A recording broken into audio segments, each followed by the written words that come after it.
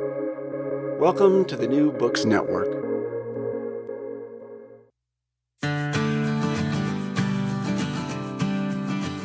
Welcome to today's episode of Madison's Notes, the official podcast of Princeton University's James Madison Program in American Ideals and Institutions. I'm your host, Laura Laurent, and today I invite you into this week's conversation with Dr. John Ellis, who is a distinguished professor emeritus of German literature at the University of California, Santa Cruz. Today, we will discuss Dr. Ellis's upcoming publication, A Short History of Relations Between People, How the World Began to Move Beyond Tribalism, which will be available on October 15th. Join us as we explore how the confluence of discoveries, inventions, explorations, as well as social and political changes gave birth to a new attitude, one expressed succinctly in the Latin phrase gens una sumus, meaning we are all one people. This sentiment has by now become a modern orthodoxy, as Ellis claims, which tells us the story of how the transition happened, setting out the crucial stages in its progress as well as the key events that moved it forward, and identifies the individuals and groups that brought about the eventual dominance of this new outlook to our present day. Hello and welcome to Madison's Notes. Professor Ellis, thank you so much for joining us on today's episode. It should be a very enlivening discussion.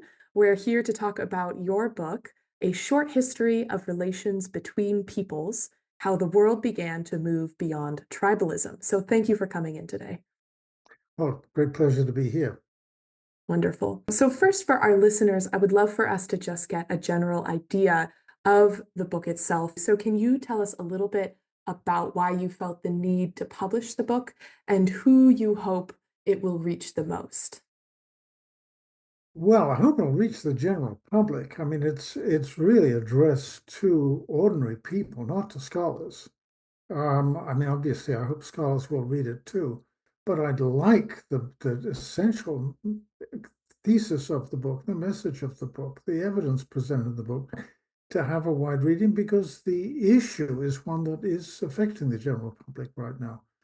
But why I did the book, well, there are really two main thrusts to that. One is that the story, as a historical phenomenon, this is a story that's interesting in its own right. I mean, how the world went from a very tribal era in 1500, an era where everyone looked to the people closest to them as their main support, the main set of people they identified with, the attitudes of that group were their attitudes, a suspicion of anyone outside that group, a suspicion that occasionally went over into outright hostility. That was pretty much characteristic of the entire world. I mean, there was very little sense that people belonged to humanity as a whole, and that you could treat foreigners in the same way, that they were, your people, so to speak. That was in 1500. People thought that was a dangerous way to behave. You had to be very wary of people who were not members of your own group because they were dangerous. And I explained in the opening chapter just how dangerous they were. I mean, what kind of differences between the conditions of our age and the conditions of that age made it mandatory to see the world in that way. It was very dangerous not to see the world in that way. Now, how do you get from that attitude just 500 years ago to the modern world where we think of ourselves as belonging to humanity? We don't think of our own group as the only group that matters, that the whole of humanity matters to us. And we see our own people that we're part of as part of a larger group, a worldwide group of human beings. Now, so it's a very interesting story how that happened. I mean, I try to set out the stages of the progress from one state to the other, the key events, the key people who did it, who actually moved us forward. But so that's one answer to your question, that it is a very interesting piece of history. The other is that obviously it answers a question that's very current, which is where we are now as a people, as Americans particularly, with regard to race. Now, I've been alive rather a long time, and I really been watching this for, what, 70, 80 years. And I do remember the beginning of that time that things were very, very different to what they are now. I served in the British Army in the 50s. It was then the BAOR, British Occupation Army of the Rhine, which was technically is occupying Germany after World War II. Soon we transitioned to something called NATO, which was so we transitioned from a group of people that were holding Germany down after the Second World War to people overnight, to people who are protecting Germans against the Russians. But I shared a barracks with American soldiers, and I remember talking to one young man, became friendly with him, who was from the South. And he told me and this was mid-50s, about 54, 55, told me that in his town in the South, if a black man walked up to a white woman in the street and spoke to her, he would be in very serious trouble, that was not allowed. And I remember saying to my friend, do you think we'll ever change? And he said, no, it'll never change. Well, within 10 years, it was completely different.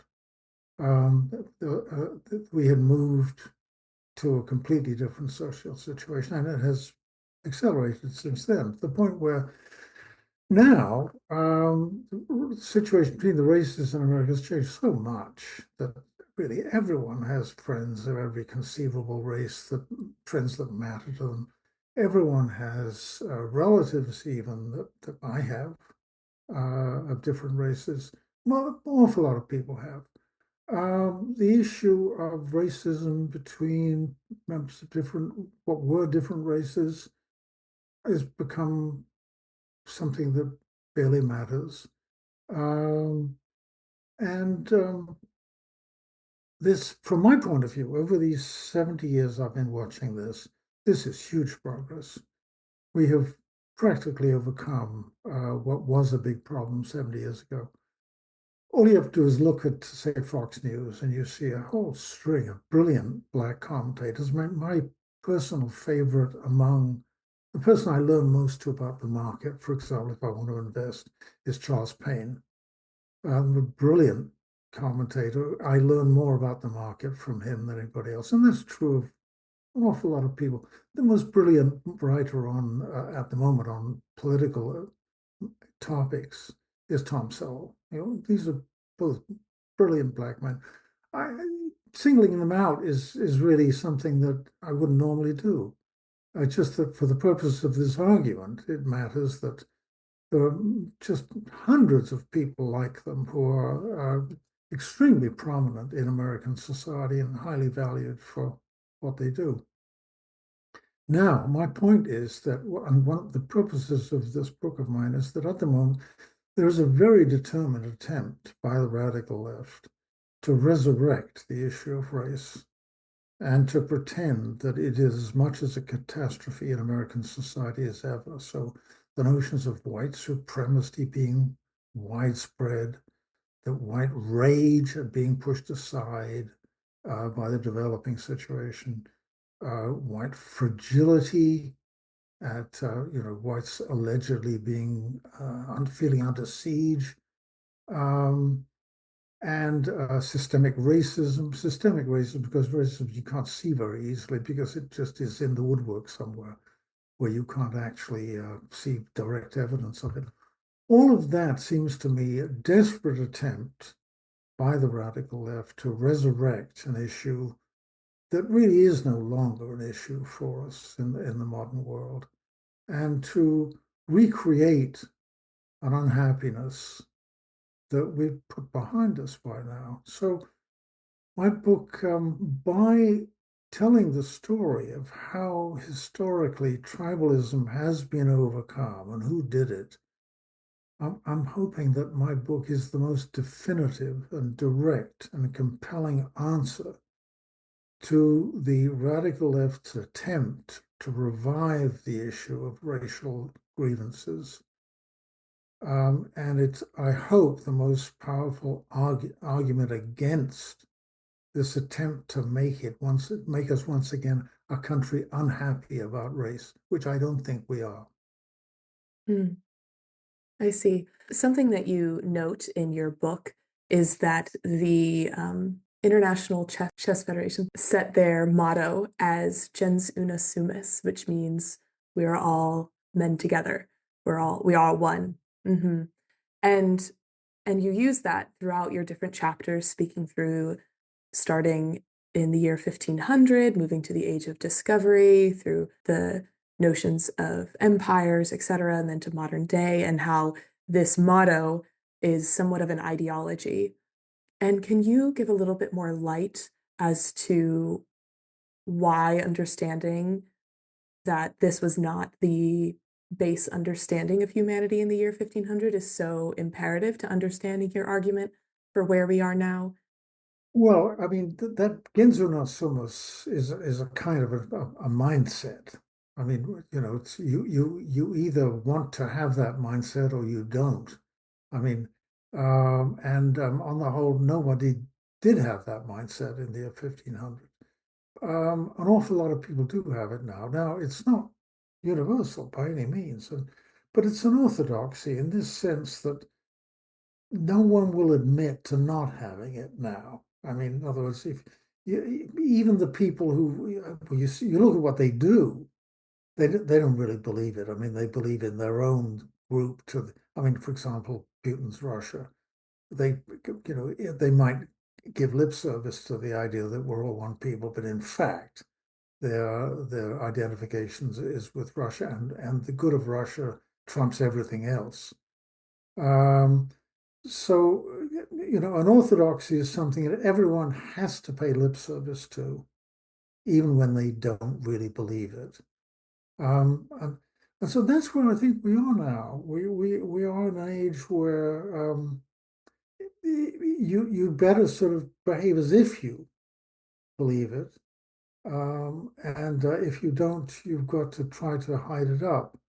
But I think, most of us in the English-speaking world are very used to this idea now, so that the welfare of peoples other than our own does matter to us. And we don't like to say things like, all Frenchmen are obsessed with food. No one likes to make that kind of statement anymore. It's just, it feels demeaning to one group of people to say something about them that characterizes them in a way that's somehow inferior to other people. We might think it, of course, but but we're careful not to say it. So that's what gens una sumus is now. It's an orthodoxy that prevails, and no one, very few people go directly against it. On the other hand, it is true that there are still tribal attitudes all over the world, um, and one tribe attacks another daily. They're all across the globe. I'm curious, before we get further into the development of gens una sumus, into our modern cultural understanding of it, I'd love to take a step back to the age of discovery and how we understand us moving from the initial uh, tribal state of nations or nation states into um, into the age where where the world was starting to see itself more wholly. And I'm curious, in the age of discovery, you make a special note of technology that influenced how power dynamics played out between intersecting Europeans and indigenous nations in the what we refer to as undiscovered locations. And I'm curious, what are some of the other differences of ideas or philosophies that also influenced the Age of Discovery emanating from Europe as opposed to another part of the world? Well, I mean, at the outset of the Age of Discovery, you have really two groups of peoples.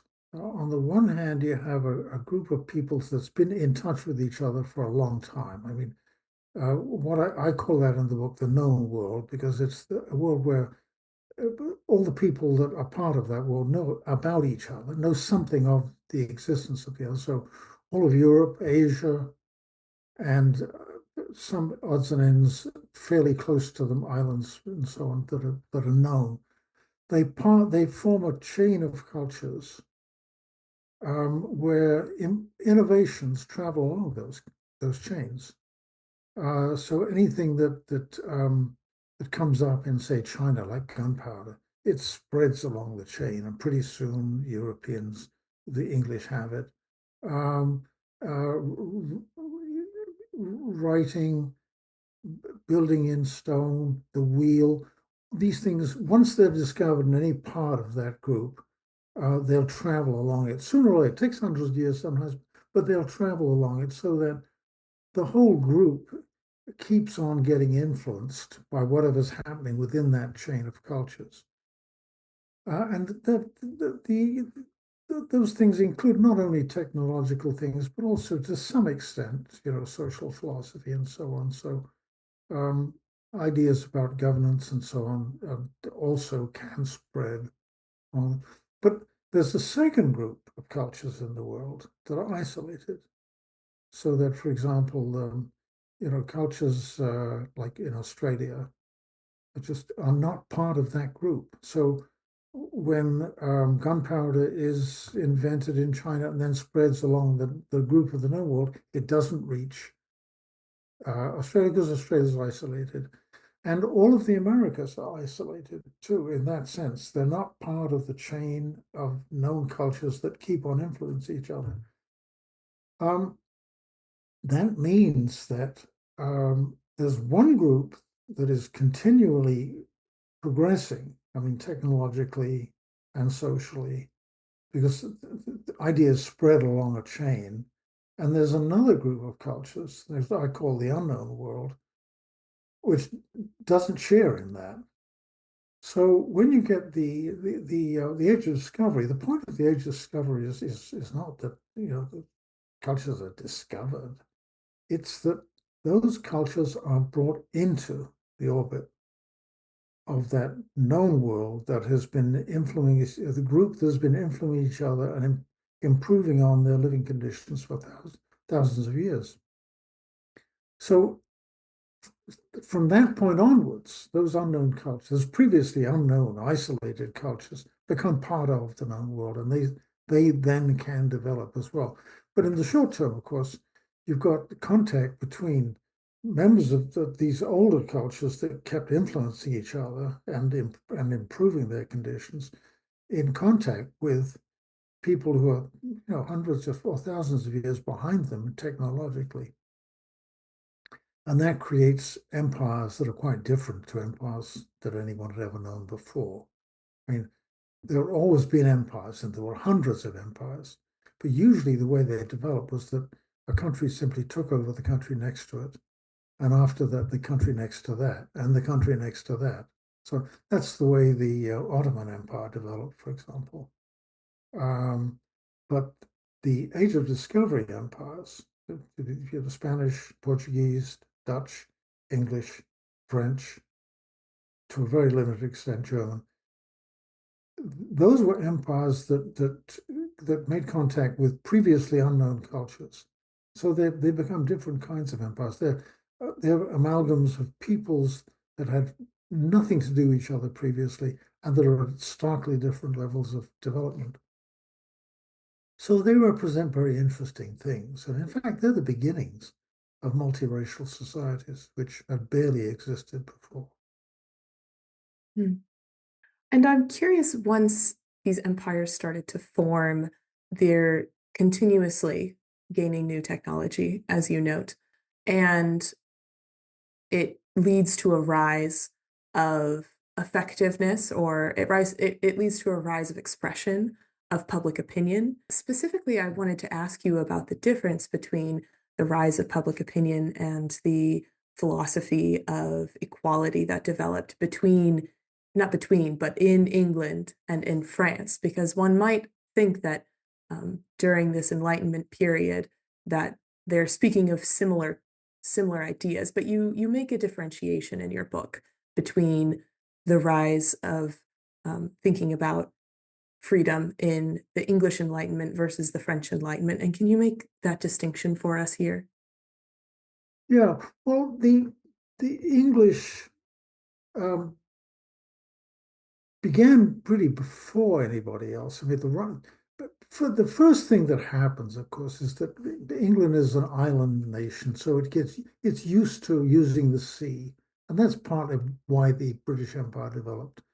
That if you live in an island as the British did, you naturally use boats because that's you want to get places and find other people's other raw materials. That's what you need to do, and that develops into its being a trading nation. And standard of living rises slowly, more than elsewhere. So prosperity rises in Britain, and that leads to the earliest examples of literacy and to the rise of newspapers, magazines, periodicals, pamphlets, and so on. So there rises already in the 17th century in England a pretty strong current of public comment in print and a rising level of literacy to match it. I mean, you have in England, already in the 17th century, you have quite a few newspapers, and newspapers let people discuss. I mean, people read newspapers, so ideas spread, and sooner or later, people are starting to talk about things that matter to them, and things that matter to them is how life works and how you ought to behave, and what the best form of government is, and how people ought to treat each other, and so all those topics start to come to the fore. Now, in France, you have an absolute monarchy. At that time, Louis XIV was a pretty tough character. The British already were clamping down on the power of their monarch, and there'd been a parliament since 1265.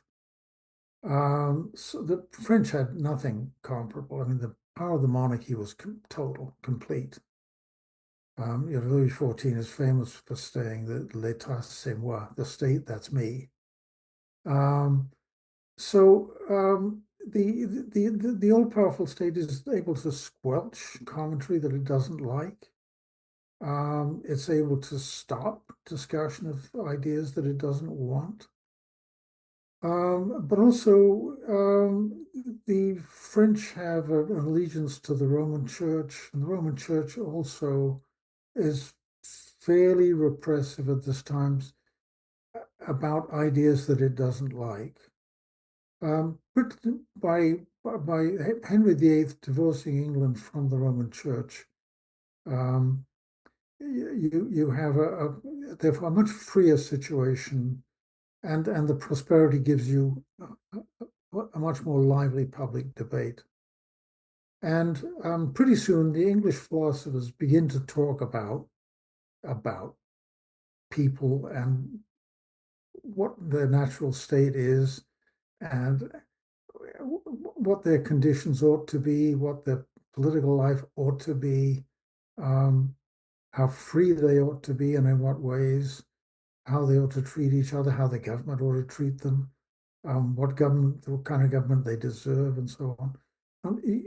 In France, you have a system that's able to repress quite a bit of this, and the political traditions develop quite differently, so that when Rousseau pronounces his famous idea about men are born free everywhere, but everywhere they're in chains, that's really all about men versus the king.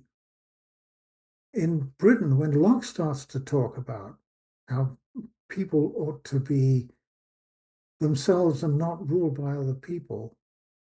The real focus of that is on how one person ought to treat another, much more than how the government ought to treat us. So that slavery, for example, and the way that becomes formulated is that individuals ought not to mistreat other individuals. And that's quite different from we shouldn't have a tyrannical government, which is the focus of French ideas. In fact, what happened in France because of that, when you have the revolution and you have Louis XVI executed, straight away a tyrant just as bad as Louis XVI, actually worse, Napoleon takes over, was that it doesn't happen in England. I mean, there's a slow development of democratic life in England that is quite different to what happens in France. Anyway, that's the English Enlightenment is much more powerful and much less constrained by an absolute monarchy than the French one. And that's why it's the leading force in the Enlightenment worldwide. I mean, the British Enlightenment, I should say British more than English, because the Scots were so important in it. Mm.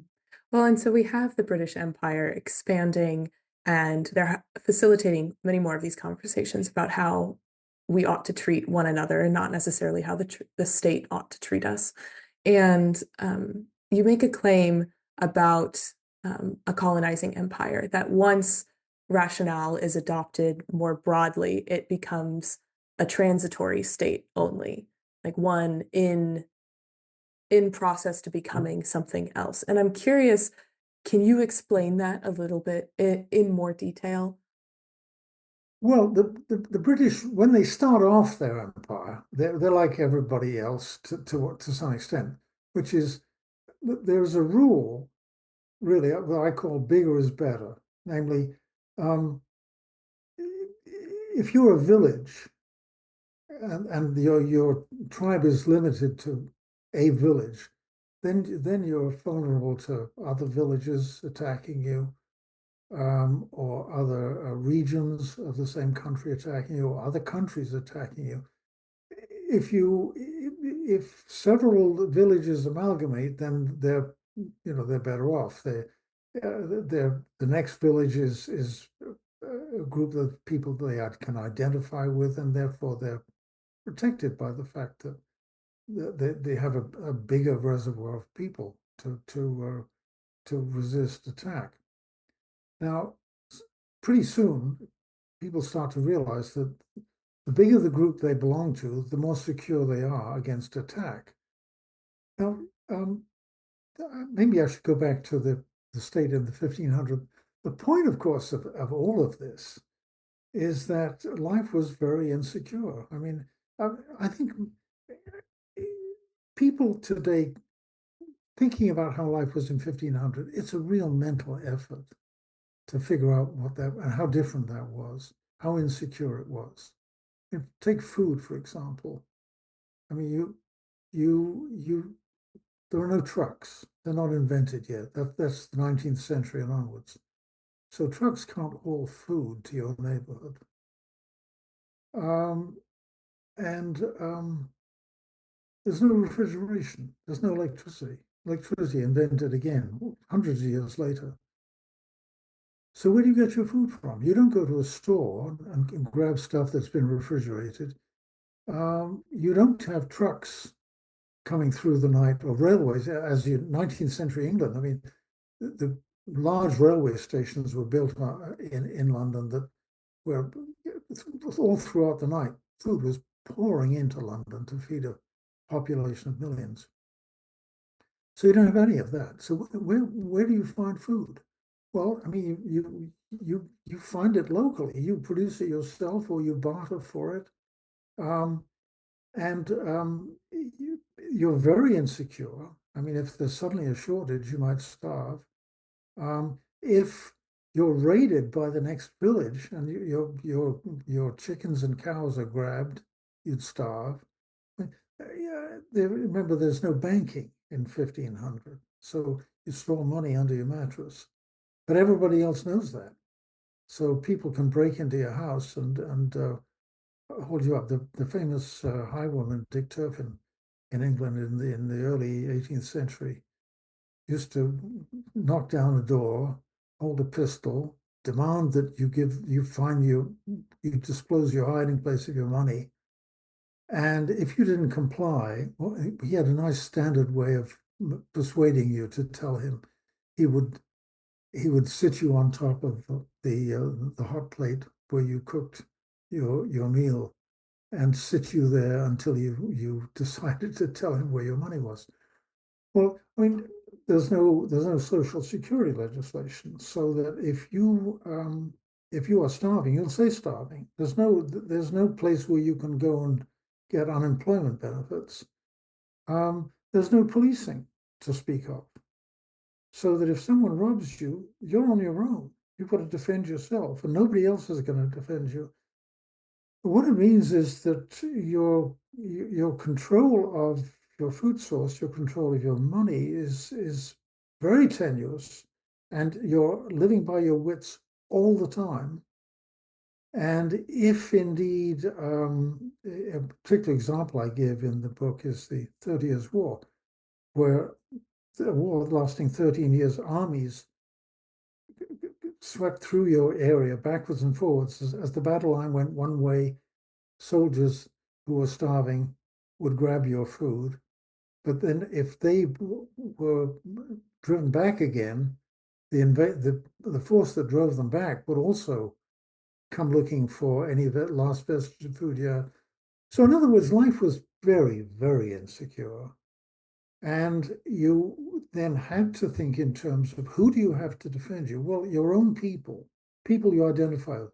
That was the minimal kind of defense would be villages, your own villages. But if you're in a nation state, then you've got a nice large group of people that stand in the way of invaders.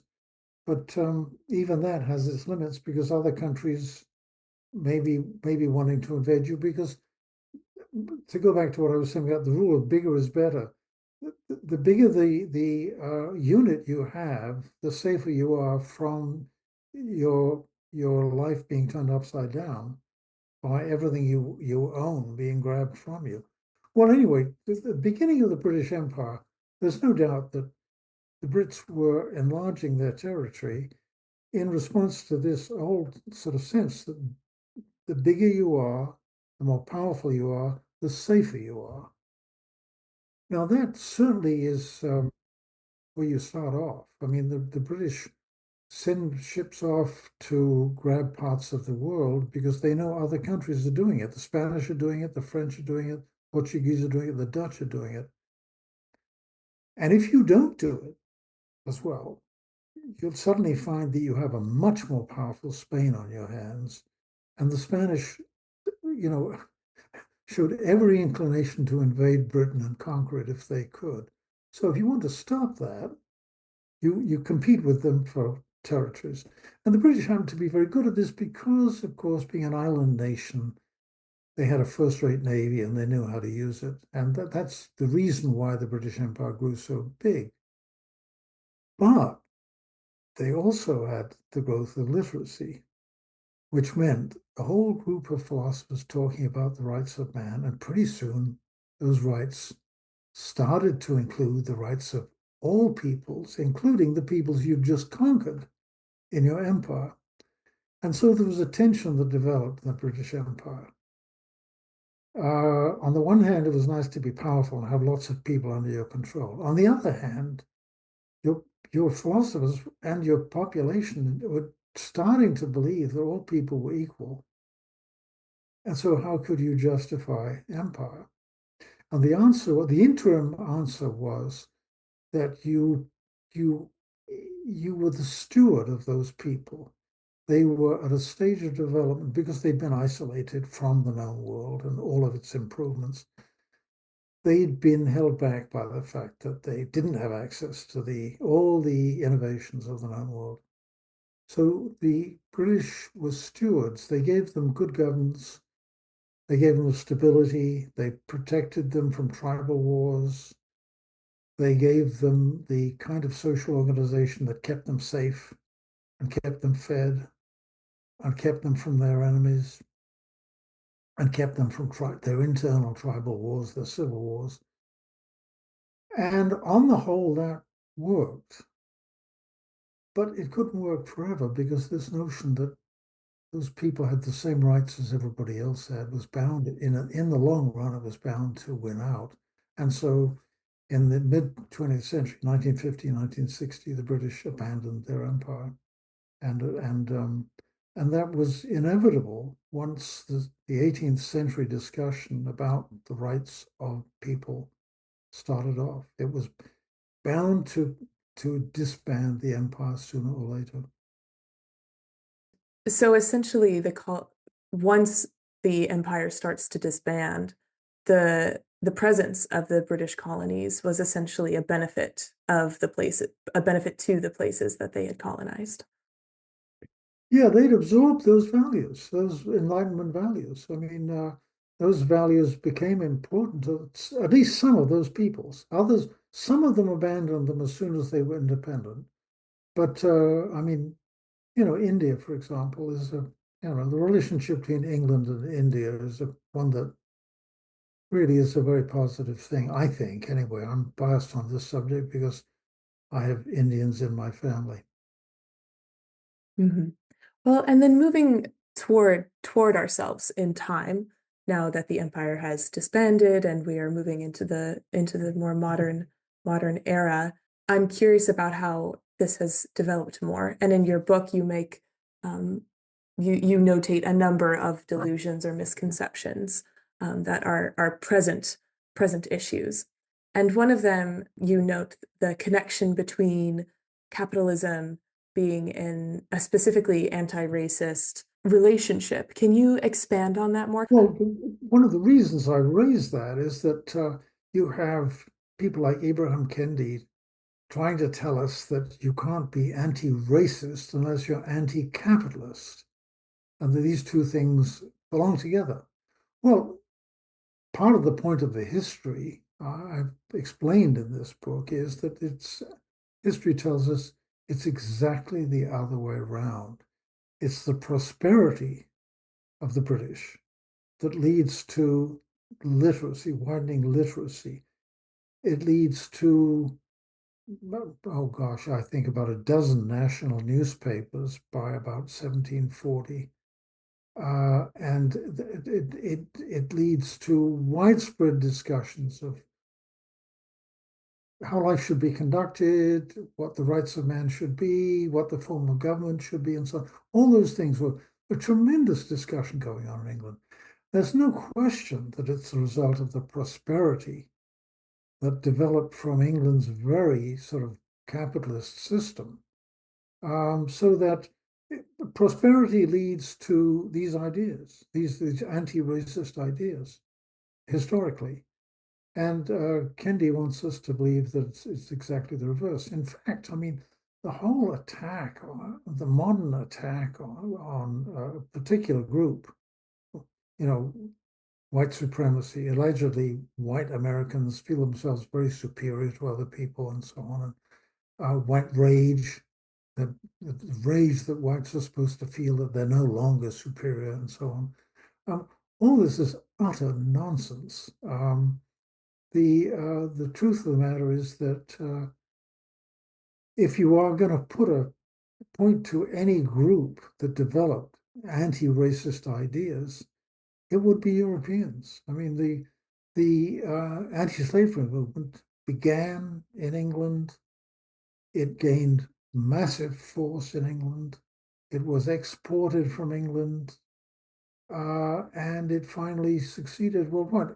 And the resistance to it was from the rest of the world. I mean, Asia and Africa were not at all happy about anti-racism, and not at all happy about the end of slavery, and continued as long as they could. So, I mean, the, part of what I wrote the book for was, in fact, to show that the history of these things shows that the modern radical attack on America has things exactly backwards. Once you look at how history, how these ideas developed in history, where they originated, how they developed, why they developed, the reason that they developed, there's no other conclusion you can reach than that uh, the cure for racism was capitalism. Mm. And you have an alternative nomenclature for what we currently, or sometimes in different circles, call the study of Western civilization. Um, what is gained by changing our nomenclature for studying the ideas that we're talking about? Yeah, I think it's been a mistake to call the core program we've always taught to kids rightly. They should know that core.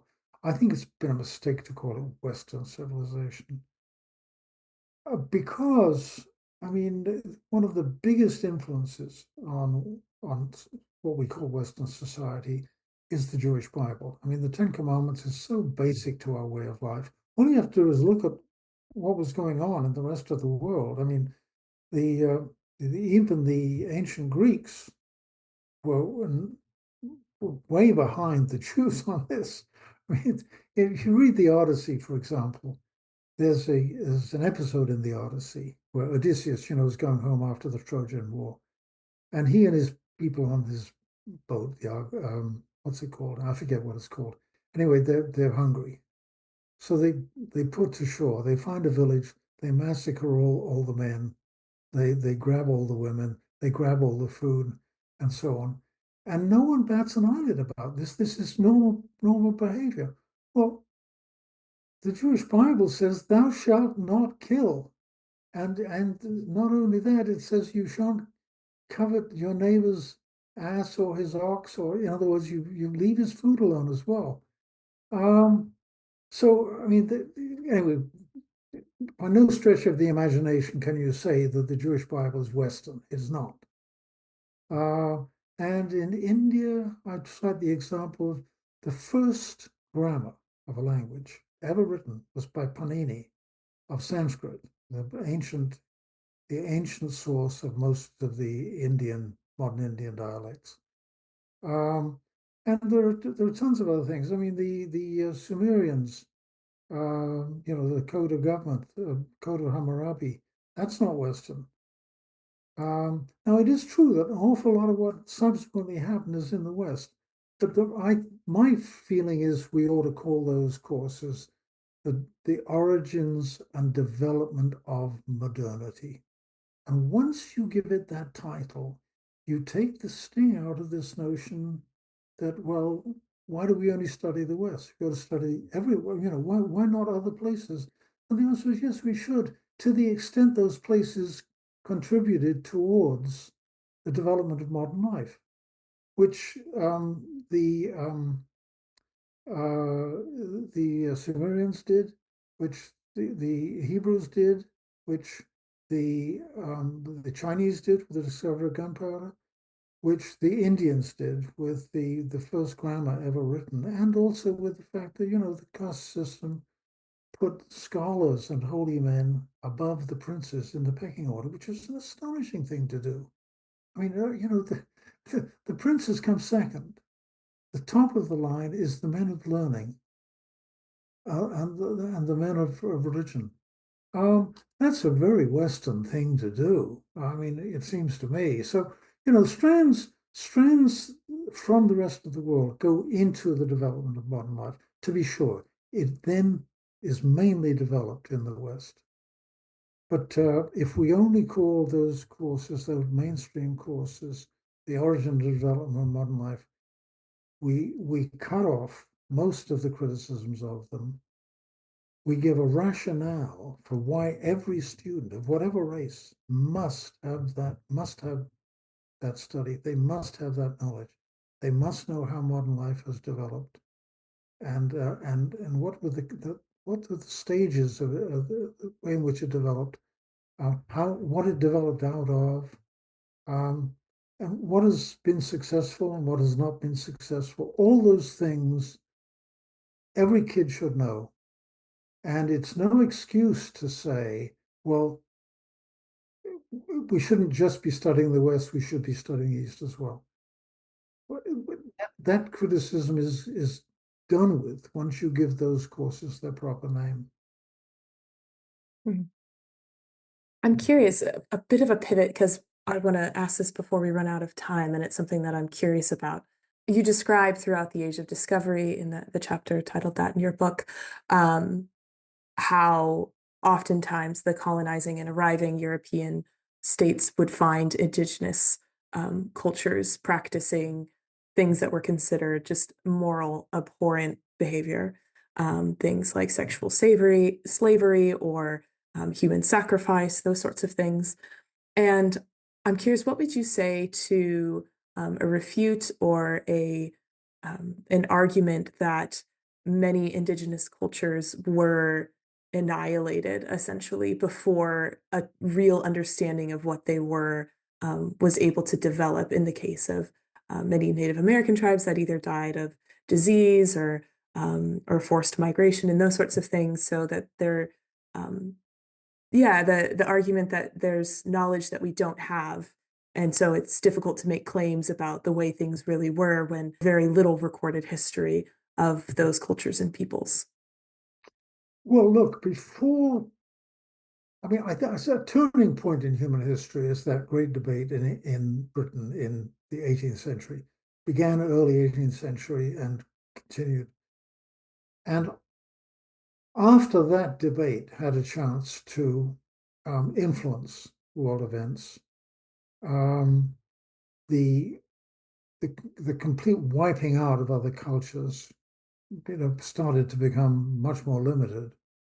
But for example, one example I gave in the book was Shaka Zulu, very, very ruthless in wiping out other cultures. So, I mean, before that great debate becomes a powerful force in human affairs, the situation is that if there's a group of people, a culture that is running out of food because its grounds, its territory becoming less fertile. I mean, agriculture is something that, winds down after a time. If you don't have fertilizer, which they didn't, then your crops would slowly deteriorate in quality. So you'd want to move to somebody else's land. And then you have a choice. What do you do with the people on that land? Well, you can try and throw them off that land, but then they'll come back at you sooner or later. So all too often the expedient was you've got to wipe them out because otherwise they'll still come back. So the destruction of other cultures by one culture destroying another does take place pretty frequently before the Enlightenment begins. And that's one of the great things about the Enlightenment, that slowly there develops this sense that other cultures are important too. And but it's it's very hit and miss, obviously. I mean, even today, I mean, you see examples around the world of one culture tries to wipe out another culture. There's one that's going on right now that we all know about. But you're right, we do lose knowledge in the process. I mean, we do, the whole way of life just vanishes. And even when it doesn't vanish by conquest, it vanishes by the fact that one group takes over another and slowly, what the more advanced culture is assimilates another culture, and then that culture vanishes. I mean, tons of examples that are known. I mean, the Gothic tribes, for example. I mean, Gothic tribes are very well known in the world. Back in 500, 600, 700, they became extinct. Um, the last known Gothic speaker was about the 17th century. Someone found a person speaking a strange language in southern Russia, and enough was recorded of it to figure out years later that it was the last of the Goths. But that's, Cornish, it was the same. I mean, the Cornish language died out. They're trying to revive it now. But that's the same all over the world. I mean, there are the North American tribes, they were dying out long before um, the Europeans invaded North America. I mean, um, it's simply a case of if one tribe developed a way of life that was slightly more secure, maybe slightly better adapted to the environment than another, it would probably expand to the detriment of another tribe that was less successful. So, the number of languages that are gone forever, they were gone forever long before we ever had contact with those people. It must be huge numbers of. Mm. Well, I'm curious as we begin to wrap up here. Throughout your book, you make a very clear statement that the way that we're living in this multicultural age is quite new in the grand scheme of timelines. And I'm curious, what are the virtues or skills that you might encourage for individuals to adapt or to practice entering into this age that our traditions and history haven't always supported? Well, that's why I think, you see, everyone should take this course called The Origin and Development of Modern Life.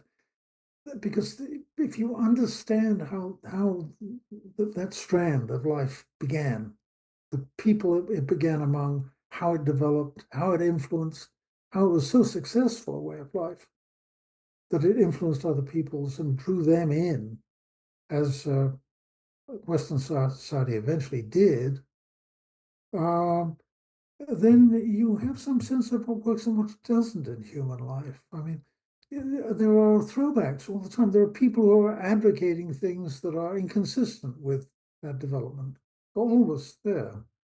Um, I mean, you know, the if you look, for example, at especially the Jewish Bible, its sense of individual responsibility, the the existence of a single God who always knows what you do. It's like it, but it's really your conscience. In a sense, you're always answerable to yourself and your own sense of what's right. Um, well, I think there are several things about the Jewish Bible that are really worth internalizing, really worth. I mean, there's a famous case in golf where Bobby Jones, the great golfing champion, was addressing his ball, and it was in a sand trap, and he accidentally touched it as he was pushing the club. And his caddy said to him, "No one would notice you've done that." And Bobby said, "I'll know. I'll know I did it." And you see, that is the legacy of the Jewish Bible, of an omniscient God who always knows what you did. The conscience in the individual is where that person lives. Um, not every part of the world has that sense, and we ought to keep that sense very much alive. Uh, anyway, that's the sort of thing I think is important to know, and it's important to see that sense is what's been successful. People who observed that kind of way of thinking have been successful in modern life. Their way of life has persuaded others and spread slowly, and it has to be the way of the future. Well, thank you so much for this conversation today. For our listeners, Dr. Ellis's book, A Short History of Relations Between People, is out October 15th, wherever books are sold. So again, Dr. Ellis, thank you for joining us. It's been a real pleasure. Thank you for having me. Thank you for tuning in on today's episode of Madison's Notes. We hope you enjoyed this conversation and that it expanded your understanding and interest in thinking about the history that brought us to today. What do you think? We're curious what you think, so make sure to leave a comment on your favorite platform or tweet us on X. I'm Laura Laurent, and this has been Madison's Notes.